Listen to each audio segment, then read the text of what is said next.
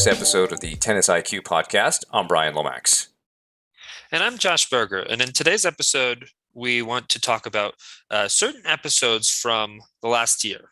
With 2021 coming to a close and 2022 about to start, we thought it would be important to talk about a few episodes that we each chose, where there are some important themes that we both thought would be really important to think about going into the new year. So to do this, we each selected 5 episodes with some of these themes. A couple of these are interviews, and some of these are, conversations between Brian and myself.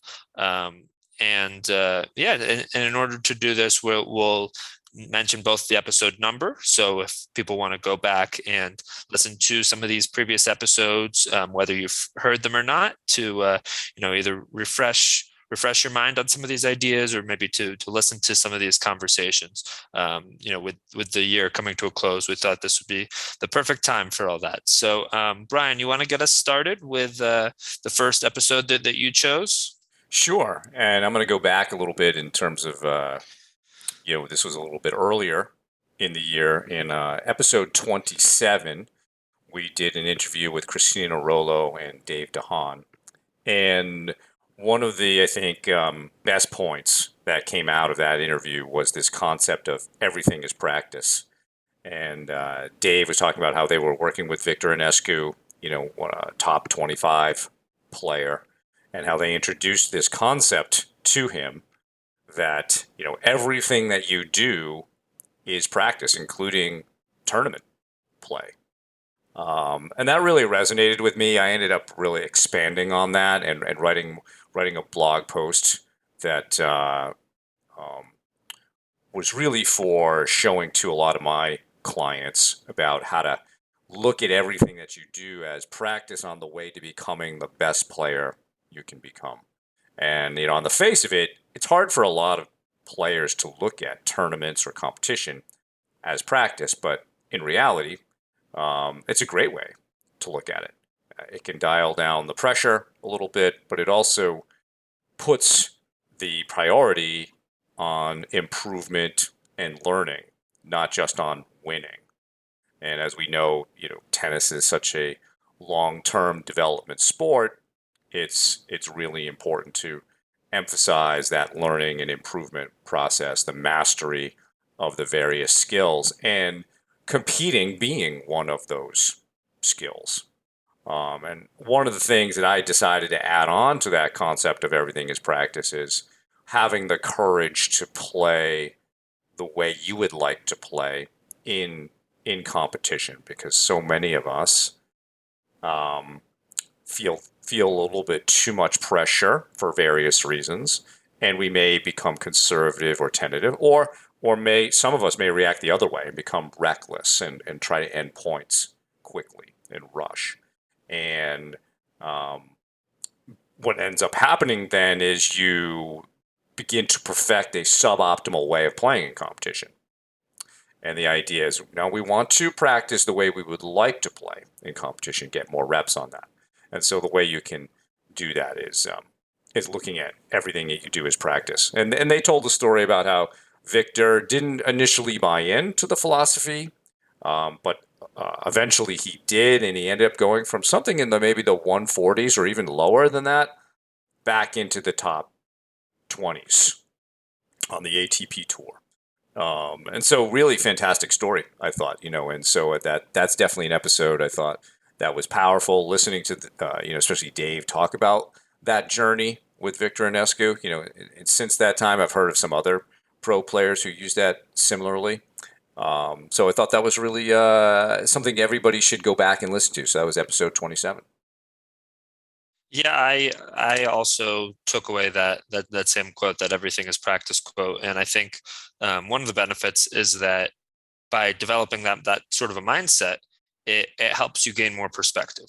It helps you understand that one match or one tournament is not the end all be all. It can be very easy to catastrophize and to believe that, hey, if I don't do well in this match coming up, I'm not a good tennis player. If I lose to this player who's ranked below me or has a lower UTR rating, then that says a lot about me as a person. But I think starting to gain this perspective that, number one, everybody goes through that, even the top professional players, but that's part of the journey, and that by going through these experiences, you can, number one, develop some resilience, and number two, hopefully you can learn from them.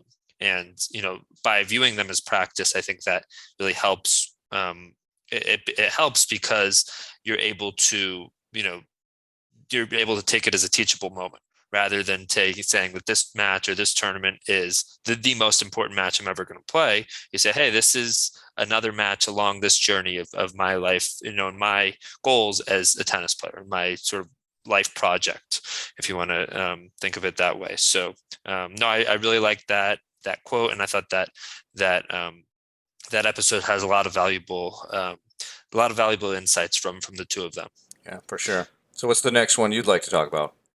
So I'd like to also go back, and I think all the ones that I've chosen are a little bit further back. But I'd like to go back to episode 25, which is our episode on mindfulness. And mindfulness is a word that I think in 2021, I'm sure going into next year as well, has become a part of the broader lexicon, where people are using that word, frequently, but there's not always a clear understanding of what this concept is and how it can be built, or trained or practiced, you could say. So in this episode, first of all, we define this concept, and we discuss how it can be important for tennis players. We discussed, some different ways that this can be trained, including meditation, but not just through meditation. We talked about mindful walks, mindful eating. Brian, I remember you bringing up this concept of savoring the present moment, which is connected to positive psychology. So I think this episode, we talked a lot how utilizing some of these skills, like meditation, for instance, and developing a breathing practice, can have a lot of benefits for a tennis player. And you see this. I mean, whether it's Novak Djokovic closing his eyes and it's seeming to intentionally bring his attention to his breathing during changeovers at times, or other players that we see, or players that practice these skills off court. It has become, number one, it's become more visible, where we see players practicing their breathing, being more intentional about it, even talking more openly about it. But I think now the benefits, number one, the benefits, but also the steps to building a mindfulness practice are a lot more established. So we talk about how you can use certain apps or different methods to become more mindful, and how I think why this is important is because we've talked a lot about how I don't think it's important for a couple of reasons, but we've talked a lot about how in a high pressure moment, you're likely to not feel the same as you would in the first point of a match, or 3-all 15 love, let's just say. And when you're feeling tight, starting to develop the skill set to, number one, be able to loosen up some of your tension.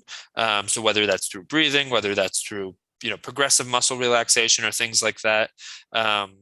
But also to be able to breathe and to gain some clarity. And we talked about perspective, right? And in the episode with Cristina and Dave. In terms of that, everything is practice mindset. But I think, once you can breathe and take a couple deep breaths and start to slow things down, it's easier to gain that perspective. So I think that this episode really stood out to me on mindfulness. And I think it's, I think developing some sort of a mindfulness practice is something that would really benefit all tennis players. And, and I think it's just a matter of figuring out what works best for you. Yeah, and I think we hate to talk about mindfulness as like having to have benefits, because that's not really how it's discussed in a lot of sort of the Eastern philosophy, but it does have some benefits. Through practice, and one of the ones that I think is really important from a tennis player's perspective is the skill of non-judgment, which is so hard in tennis because after every point, it's an invitation to judge something. Good point, bad point, mistake, won the point, good player, bad player, etc. Right. So I think that's an important aspect, and certainly everything you mentioned, I think is great because just even learning to be aware of your breath and control your breath in stressful or adverse situations is really important to keeping your mental faculties online so that you can deal with that situation, right? So I think those are really great benefits for it. I think the next episode that I chose was episode 56. We did a great interview with David Sammel talking about his book, Locker Room Power, Building the Mind of an Athlete.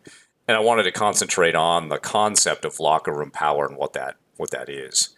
And so, because I think we had a pretty in-depth conversation. And so the way David defines locker room power is this aura around a player that other people sense, that this player is very professional. This player is very good. Is someone who is probably going to win, this match, right? And a lot of players succumb to other players' locker room power. They succumb to that aura. And I think like the greatest example of this is Roger Federer back in say 2005, 2006, where other than Rafael Nadal, he pretty much owned the entire tour. And most people, when they went out on the court, as it looked like they assumed that they were going to lose in some fashion, right? And so David tells a story about how, if you're playing, say, Novak Djokovic and he hits a passing shot, you're just a little step slower because, like, oh, it's Novak and he hit that shot. But if you're playing somebody else who's maybe around your ranking, and you're facing that someone else, and that someone else hits a very similar passing shot, you're probably on top of it because you're not giving away anything sort of mentally there. So he also talked about how we all develop this locker room power because it can be developed at any level, whether you're, a 3-0 club player or, the highest level of the game.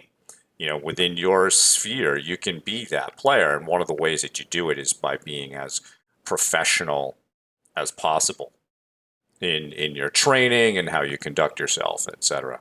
So I thought in that interview there were just a lot of great nuggets from David about how to develop your professionalism, how to develop your own aura around you, as well as not to succumb to the locker room power of others.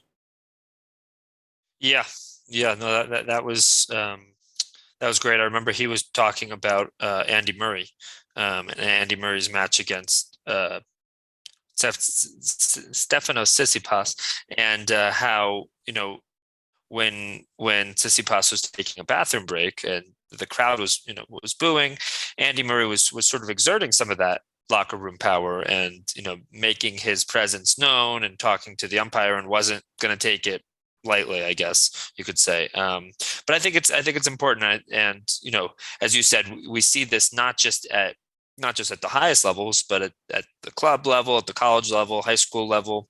I think at every tennis club, at every park, there is that best player. There's that player that is dominant, that has the reputation, that's maybe the club champ. And whether or not you're actually in that position, I think starting to develop some of these techniques, like the professionalism and the different steps in order to get there, or whether it's your body language, or even your actual presence in the locker room or around the club, around the park, whatever it may be, around campus, is really important to building that into, I think, instilling the idea not just within others that you're the person to be, but also within yourself. I think this helps you build that self-confidence and that self-belief as well. So no, I thought that was a really, really important episode.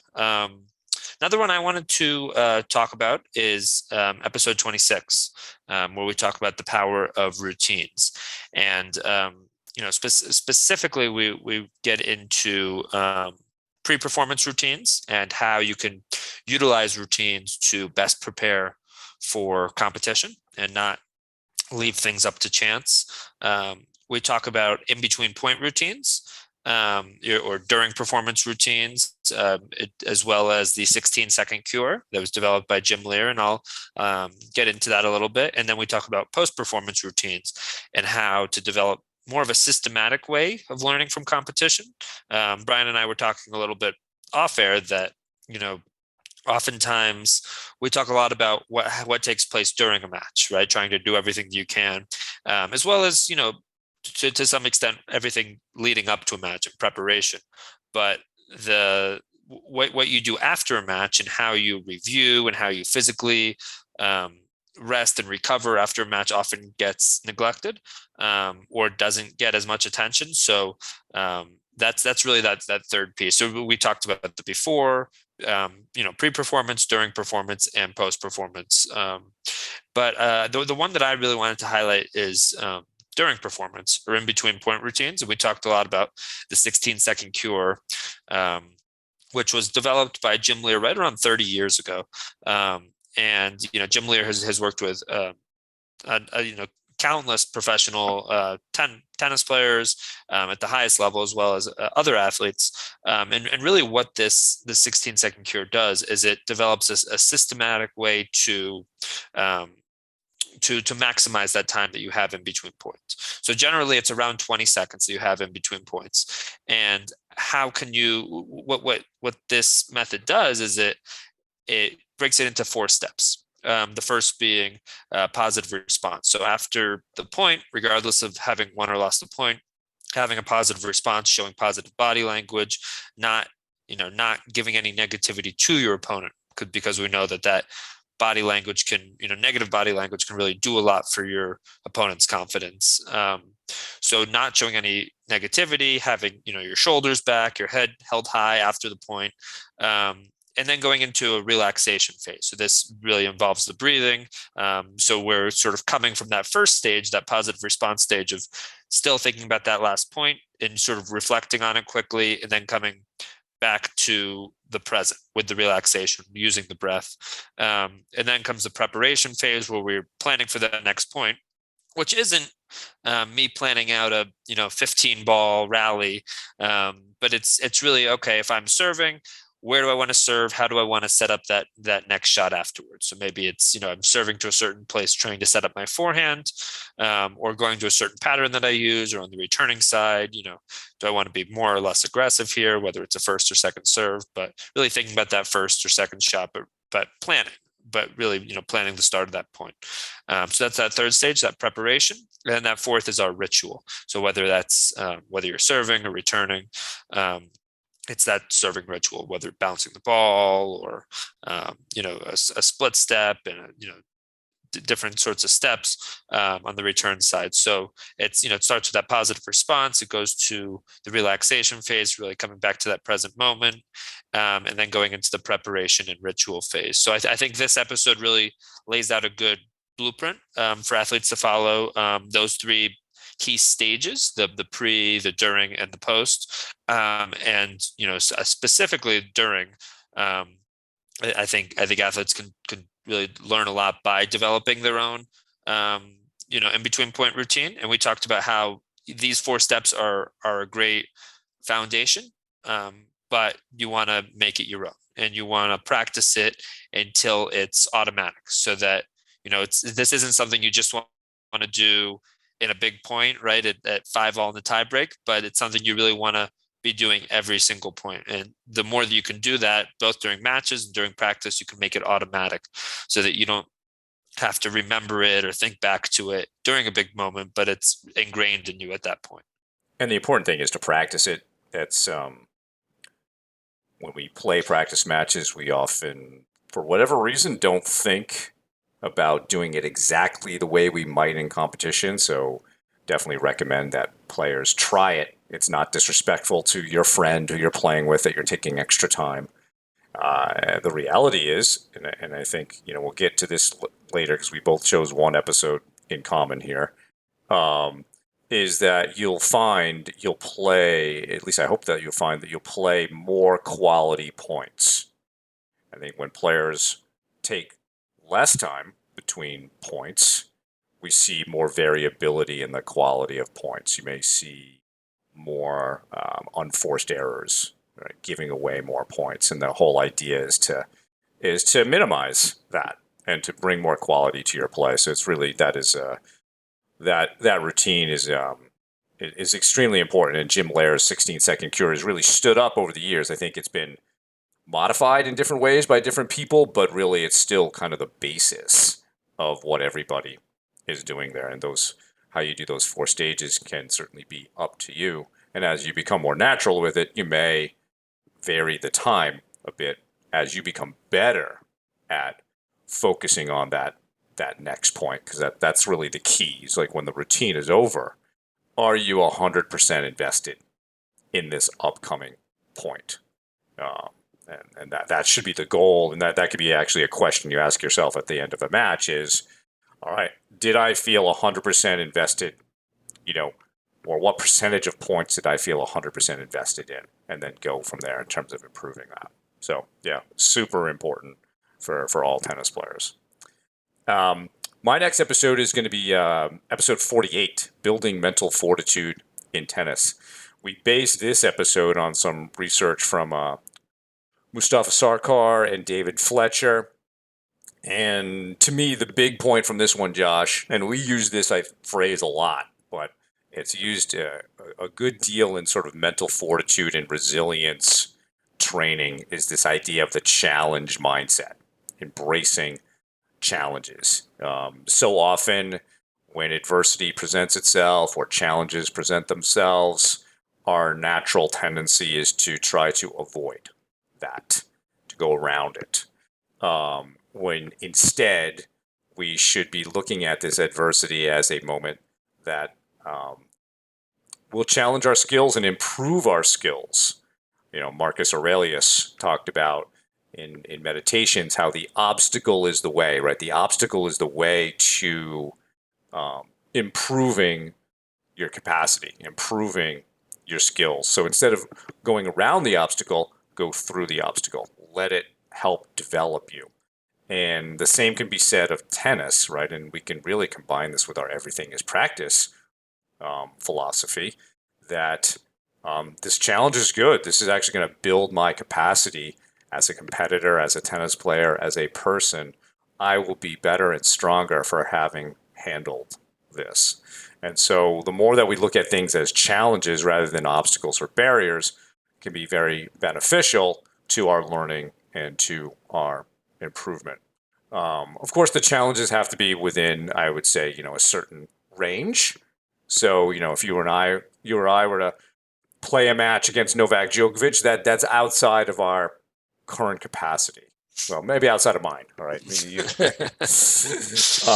But if we were to play somebody within a certain range for us, then we can grow from that experience. So I think that's a great episode. And we link to some of the work from Sarkar and Fletcher on that, and certainly, although it's their academic papers may be difficult for some to read, even if you just go through the discussion sections of these academic papers, you get a lot out of them. You don't have to go through a lot of the other stuff if you don't want to, but really going through the discussion pieces is very valuable. So, any thoughts on that episode, Josh? I think you brought up an important point of sort of pairing up the challenge with your current ability level, which I think is connected to this concept of flow, which we actually devoted an episode as well to. And I think that's really important, because that's when the research shows that you can bring out your best performance when those two are matched up, the challenge level and your own ability levels. So I think that's definitely an important point. But I think I think being able to see every sort of situation as a challenge and as in a positive way does a lot towards how you start to handle it. I think any sort of situation can be viewed as a challenge or viewed as a threat. And the big difference is, for a challenge, you're going to be eager to face it. You're going to be sort of leaning in, thinking about the best way to handle it. Or a threat, you're thinking about, what can be taken away from me here. And I think we can apply that to different types of matches, whether we're playing someone, ranked higher, ranked lower, or who we perceive to maybe be better or worse. But I think, and even coming back from an injury, which is actually the topic of the next episode that I'm going to highlight.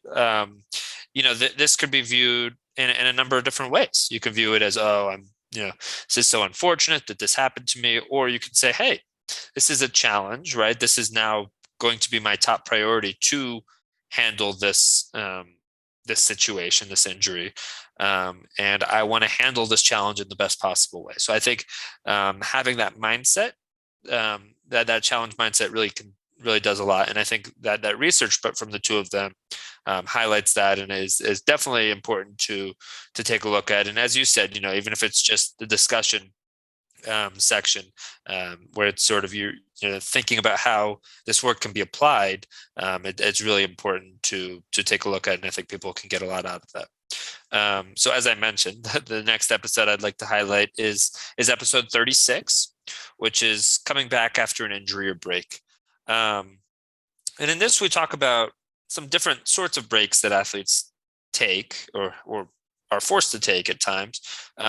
One of which is was in 2020, and for some athletes maybe in 2021 as well, with some of the challenges with this pandemic. But having to take a long extended break from their sport. I remember in March of 2020 when I was working. I think we were both working at universities, working with teams, and that the college season stopped abruptly with the pandemic. And it wasn't just the college season; it was many other sports of all different levels around the globe. And athletes were forced to take a break during this time. And I think those athletes that chose to still use that time to work on different things, whether it be work on the mental aspects of the game, work on strength and conditioning, work on their nutrition, their sleep, but took a maybe more intentional approach, while also thinking about their self-care and prioritizing that during a highly stressful and challenging time, were really the ones who thrived. But also, we really talked about injuries and the process of coming back from an injury. I'm reached out to when, and I'm sure same with you, Brian, if somebody's coming back from an injury and thinking about that process of not only how do I return back to the court or to the field physically, but the mental barriers, whether it be sort of these lingering thoughts of that you're going to re-injure yourself, or feeling that you're lesser, you'll never get back to the level that you were, or even the frustration that comes with trying to return back to the court and not feeling like you're at the level that you were. And when tennis timing can be huge. So if you're out for, let's say, a couple months, getting that timing back or even getting the rhythm back on your serve can be really difficult. So we talked about expectations, and trying to keep expectations low at the start of your return. And I think actually this connects to that great quote that we've talked about a lot in terms of keeping expectations low and standards high, from Michaela Schifrin, and how that's sort of a mindset of, hey, let's just try to get back. Let's not expect that we're going to be exactly where we were, because that's not realistic. That just sets us up for disappointment. But also keep the standards high and make sure that we're doing the little things right, whether that be our footwork, whether that be some of these other things that we've mentioned: nutrition, hydration, sleep, the mental aspects, certainly. So I think this is really important, because it's almost all athletes will go through some sort of injury or extended break during their careers. So thinking about, number one, what are the potential pitfalls when you're in that situation, and two, how you can best handle it, and not expecting too much or not expecting unrealistic things of yourself during that process, or especially towards the start of it, I think goes a long way towards having a successful injury recovery. Yeah, and I know we talked about a model from Coach Bill Tim, he called cap, right? Which is, when you first start playing, you want to start off with consistency. Can you make a lot of balls over the net? Then once you've done that, you've established that, then you go to accuracy. Now can you hit it, consistently to specific targets in the court? And then after that, you can begin to add more power to your game, rather than just coming out and perhaps expecting to be able to hit the ball just as hard as you did when you first left, for whatever reason that the break was. So it's a nice way to begin. And like you said, it's often, Josh, great to keep the expectations low. Don't expect to play well. Just relax and just try to find your game. Those first few sessions should be not about playing great. It should just be trying to feel the ball a little bit more, you know. And we didn't talk about this in this episode, but when we talked to Angelo Rossetti, we discussed this idea of like a 3-2-1 awareness drill. And it actually would be really good to use as an injured player. And I've done this with some players who've had injuries, is instead of judging every ball you hit, if the ball is exactly the way you wanted it, just label it in your mind a 3. If it was just okay, call it a 2. And if it was not what you wanted, just call it a 1. And that way you're not assigning good or bad to that. You are, just assigning this number system. And the goal is, all right, can I start generating more 3s? And once you've got that, then you should have the feel back. So that's a really good way to, come back from injury. So I think that's, so many of us will have breaks at some point, and again, we didn't talk about this model as in terms of injuries, but there's a good model of sort of stages that people can think about is, when you first get injured, there's this denial piece, then there's distress, and then there's determined coping. And people like to think in terms of these models that they just move through these stages, but in reality, we're constantly going, we're traversing all of those stages. You may be feeling even 2 months in some denial pieces or distress pieces, but the idea is, all right, how do I get myself back to the determined coping piece in my plan of what I want to do, right? So I think that's really important, especially for younger players going through perhaps injuries for the first time. How to come back from that, right? The next episode I would like to talk about is episode 50, which was about how to be a clutch performer, and this one is something I've been doing a lot with players recently and having a lot of success in terms of helping players recognize what the big moments are. Because so what is a clutch performance, I guess, or a clutch moment? It's really a moment where you as a player, you're in contention for the outcome, right? The outcome is is on the line, and typically when we think of clutch performances, basketball is the most obvious sport. Game is tied or down by 1, and your team has the ball, few seconds left. Who can make that last second shot, right? That's the clutch moment. And we have these in tennis, and the idea is understanding when they occur, because we all know while talking about something like the 16-second cure, we want to be all invested in that next point. It's the most important point because it's the only one we can control. But we also know the scoring system has some points being more consequential than others, some games being more consequential than others. And it's important to recognize that, to be able to then assess that situation, understand what you want to do there. We have some objective goals or a preparation or a plan for how you're going to handle that game or that point. And then you consciously decide to raise your intensity and effort level. And one of the things that I've been pairing with this clutch performance research, Josh, is the idea of being courageous and authentic to yourself in that moment. So, for example, if let's say you're returning on a break point, you've got a break point against your opponent, and you've got a great down the line return. That might be a risky thing, but if that's like your shot and you get a second serve, I would love for you to take that shot down the line, right? That is an opportunity to play to a strength of yours, but also, you having the courage to do it. If you fail, but you learn from that. And then the next time that opportunity presents itself, you will have been better for having failed another time. We often look at the Michael Jordan quote about how many times he missed game winning shots, yet that is the reason that he's become so good, so successful.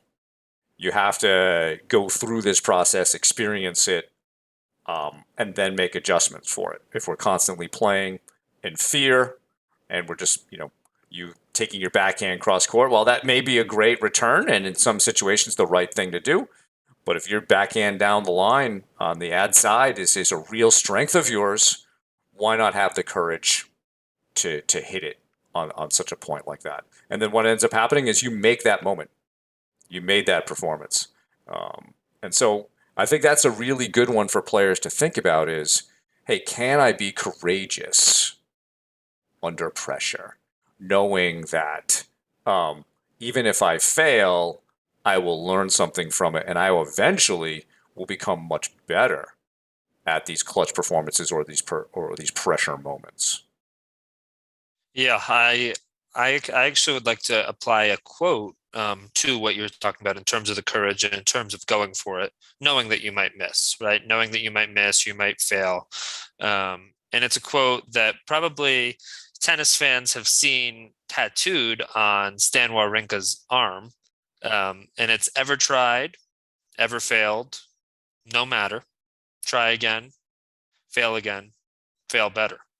And I think that that's also ties into this everything is practice mindset that we've talked about. We talked about earlier in this episode.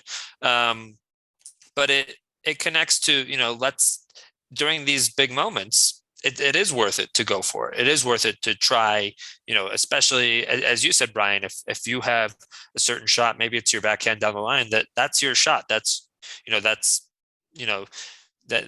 a shot that you are often successful with, have hit winners with on a regular basis, and this is a good moment. It's a second serve. It's a good chance to be aggressive, and you're going to feel better, and you're going to feel better, win or lose, knowing that you went for it, knowing that you took that calculated risk on a key moment. And will you always be successful? No.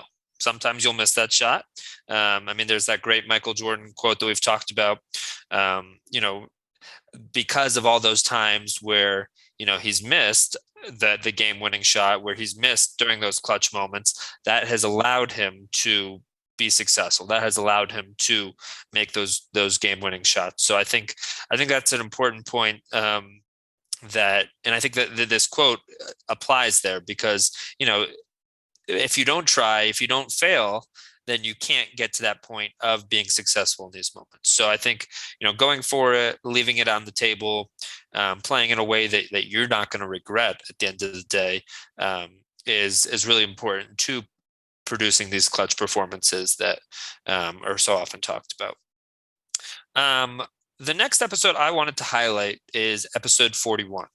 And this was an interview with Ryan Harry, where he talked about his journey in the tennis industry, where he had worked at a number of different places, including at the International Tennis Hall of Fame, which is how I know him. But most recently launched Play Tennis Academy earlier in the year, I think in February. But this conversation, what really stood out to me about this conversation is the importance of play. It's even in the name of the business itself. And we talked about how when athletes play and when athletes start to systematically build play into their training, you start to enjoy the sport more. And this leads to a few different things. Number one, it leads to people playing the sport for a lot longer, hopefully for a lifetime, but not dropping out or burning out, as unfortunately we see too often. And number two, he talked about how, building sort of that team mentality or team spirit within a club or within an academy is so important. And you can do that through play, right? Through competition within people at the academy or at the club. And also, with other sorts of competition, but not making the competition aspect the most important, but prioritizing play and prioritizing the enjoyment, um, and that sort of nature of things. We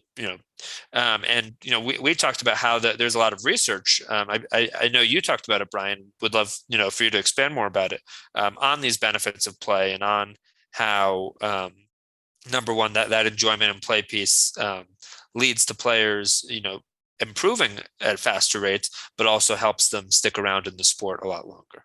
Yeah, I think that was a great episode because the whole idea of play is something that um, is so central to being human and how we learn. As kids, that's where we develop our imagination. We play these games, and by emphasizing that, like you said, Josh, rather than training and drilling and so forth, sometimes I think a lot of what we're doing today is almost uh, there's an overemphasis on some of that, and not enough on the actual play and enjoyment of the game. And so it's a great mission on Ryan's part, because if we can keep it fun and understand what makes a sport like tennis fun, right, and add those fun factors in, then we get exactly what you were saying before. Is people who are in it for a lifetime. We're lucky in this sport that is something we can do, that we can play for longer periods of time, as opposed to many team sports in which if you get to the college level, that may be the end for you. Maybe high school was the end of a team sport for you, and now your competitive juices have to be channeled to something else, and hopefully they are. But with tennis, we get to continue to play this, and let's be honest, other sports, and I know Ryan is working in other sports like pickleball. Tennis is a tennis player can pretty much transition to any other racket sport, probably more competently than other racket sports going to, you know, different ones, right? So, um, and I know Ryan is expanding. He's got a lot of actually recent stuff on LinkedIn and social media about what's going on with his his business down there. So certainly want to point people to that. But yeah, the whole idea of play and playing the game and learning to win the game, that's an important part of of tennis and developing here, but not making it the end all be all of everything that we do. So I think it's just a great philosophy of like, let's get together and play. Yeah, we have to do some training, of course, if you want to be a great player, but we don't want to lose that enjoyment of actually playing the game. So that was a really great episode, and great that you guys had a connection working together at the Hall of Fame. So um, the last episode I have, I believe, is a joint one, right? So we both picked how to play 1 point at a time, and I think there were a lot of great things in this particular episode that are certainly worth going back to. Um, I know we discussed one thing was like this formula for playing 1 point at a time, and we've all heard the phrase "play 1 point at a time," but it's a lot harder to do than it is to kind of cognitively understand that. I remember hearing this as a kid, and I think I said this in the episode. It's like, yes, that makes a lot of sense. I really don't know how to do that. And so we presented in this episode a very basic formula, with some details afterwards. But the whole the idea was, number one, you try to play a quality point. That's your goal. Once the point is over, then we're kind of working in some of the 16-second cure here. You recover from what just happened. You reset yourself. You begin to refocus on what you need to do on the next point. And then you just repeat those steps until the match is over. And you try to do that to the best of your ability, not letting the score interfere with how you're thinking so much, at least negatively. Right? And so, in order to make this happen, you really have to know what a quality point looks like for you. You have to know what a successful point looks like for you. And again, it could be different. Josh plays one way, I play another way. You, the listener, play some other way. And so you want to make sure that you're playing, a style that you want to play, style that's authentic to you, one that you find to be fun, and enjoy that, and then understand, all right, what's that? So what's a quality point look like for me? How do I like to win points? How do I like to construct points, and so forth? So I think this one really works well with the um, the 16-second cure, the routines episode. Yeah, yeah, it definitely ties in well with that. And I think what what having a good routine does is whatever happened in that last point, it helps to, it helps you to go into that next point with a much better mindset. Um, we've talked about it in various episodes, how tennis is a sport of instant feedback. How you either won the last point or you lost it. There's no in between. A sport like soccer, for instance, there might be 80 minutes where there's no scoring. You're just going back and forth. Maybe there's some attempts. But in tennis, it's not that way. Every point, there's that instant feedback of being a winner or a loser. And you can ride that emotional roller coaster. And, many players do. Probably all players have been through that at some point. But developing a systemic way to slow things down, to reset, to refocus is these are the sorts of things that allow tennis players to go into that next point with full focus, with a clear mindset that can allow them to perform well. And I think also what we've talked about, and I know we've referenced this, and Brian, I know you bring this up a lot, is the most important point of a match is the next one, because it's the only one that you can actually impact. You can't control whatever's happened in the past. You can't ultimately control the results or the future, but you can, in between points during those 20 seconds, you can give yourself the best possible chance going into that next point, which makes it the most important because it's the one that can actually be impacted. So I think developing this sort of using some of these techniques that we're talking about in terms of, okay, what does a quality point look like to me? It's going to look different for everybody. It might look different right now than it did a couple of years ago. People, make changes in their games, but really having a clear idea of what that is, and then, okay, let's recover, right? We're not going to be holding on to that past point, or then we're not doing what we want to do in terms of our routine, in terms of putting it behind us. So we need to be able to recover, reset, and then move on to that next point, refocus, and really prepare. So I think this formula that's in the show notes of episode 37 is really important for the how we play one point at a time. Again, it's talked about a lot, even with certain players. I know Rafael Nadal. People often say one of the things that makes him so great is his ability to play every point like it's the most important, like it's his last. And maybe, with all the injuries he's had, maybe that, he feels like it could be. But, I think developing this formula for how you play one point at a time makes it more likely that you play each point in a quality way, because you're giving yourself that best possible chance to put whatever's happened behind you, and to reset going into that next point, so that you're not carrying with you that emotional baggage from the past, but also you've hopefully learned from it. You've maybe made adjustments along the way. So I think that's really important, and I think that should be every player's goal, to go into each point with that full focus, giving themselves the best chance. So they're not, you don't come at the end of the match and say, okay, 20% of the points, 30% of the points, I didn't give it my all because I was still focused on that last point or that last game or 5 games ago when I think my opponent cheated me.